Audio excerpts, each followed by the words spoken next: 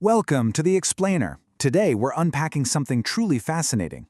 We're going to look at the central secret behind one of history's absolute greatest Muslim leaders, Salahuddin. The strategy we're digging into today completely flips traditional military history right on its head. Specifically, we'll see exactly how faith shaped the capture of Jerusalem. Let's dive right in. So what was Salahuddin's greatest weapon? Just think about that for a second. It's a question that challenges literally everything we usually assume about warfare. Normally, when we study great conquerors, we expect the answer to be, a specific type of steel, a revolutionary cavalry formation, or some brilliant flanking maneuver. We look for the tangible stuff. But as our source material reveals, to really understand Salahuddin, we have to look in an entirely different direction. Right, normally we measure military might in purely physical power. We're talking swords, shields, sheer numbers on a battlefield. But the sources make a really profound point here.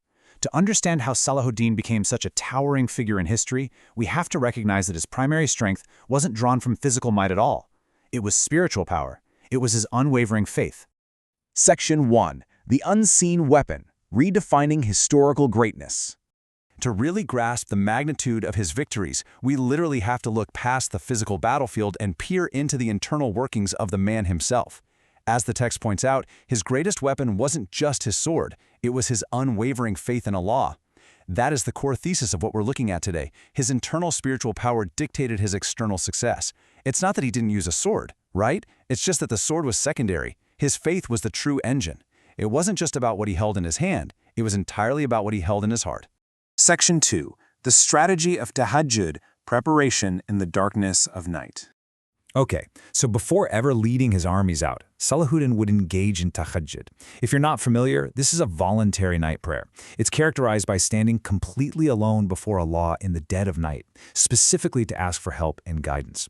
I mean, just think about the incredible pressure of leadership, the sheer weight of commanding massive armies. While other generals might be, stressing over maps by candlelight or just trying to get some rest before a grueling day, Salahuddin's unique preparation was this quiet, intensely private spiritual act. Standing alone in the dark, that was his true strategic anchor. Section 3. Faith on the Battlefield, Sincerity over Numbers. This paints such an incredible scene. The text tells us that while soldiers fought bravely, Salahuddin raised his hands in dua. You've got the intense, chaotic physical reality of soldiers in active combat, but right there in the middle of it all, the leader's primary action is spiritual. He's raising his hands in dua, in supplication. It shows this absolute alignment between his private preparation at night and his public actions during the day. The physical fighting of the army is inextricably linked to this spiritual act. He fundamentally believed this idea. True victory comes from sincerity, patience, and trusting Allah, not from numbers or power.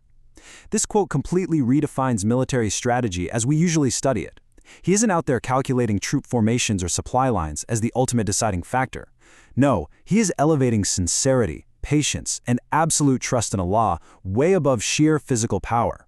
It's a total paradigm shift. It moves the whole concept of winning a battle from the physical realm straight into the spiritual realm. Section 4. Capturing Jerusalem with mercy, choosing compassion over retribution. This is where we see exactly how profoundly his faith shaped the capture of Jerusalem. When Salahuddin finally entered the city, he faced a massive, pivotal choice. History usually expects an advancing, conquering army to seek revenge, right? To bring retribution, destroy things, settle old scores. But Salahuddin chose mercy and justice.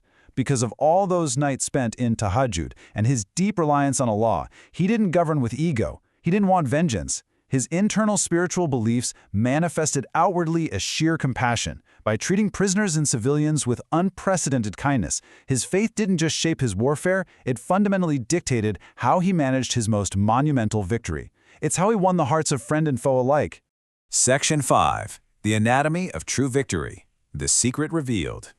So, according to the source material, the true anatomy of his success boils down to this really clear, synthesized blueprint. First, a strong internal faith, that anchor we talked about right at the start. Second, constant prayer, applied practically through his nighttime tahajjud and his dua on the battlefield. Third, justice, which he so famously demonstrated upon entering Jerusalem. Fourth, humility. Standing alone in the dark to recognize a power greater than his own army takes immense humility. And finally, complete trust in Allah, believing that victory actually comes from sincerity, not just from having the biggest numbers. This isn't just a nice list of virtues. It is the literal strategic framework of his entire legacy. The source text concludes with a really beautiful thought. May Allah grant us these qualities. Ameen. It explicitly connects the historical virtues of Salahuddin directly to personal aspirations for the reader today. It bridges that gap between historical analysis and personal development, offering this hope that literally anyone can embody that exact same blueprint of faith, prayer, justice, humility, and trust.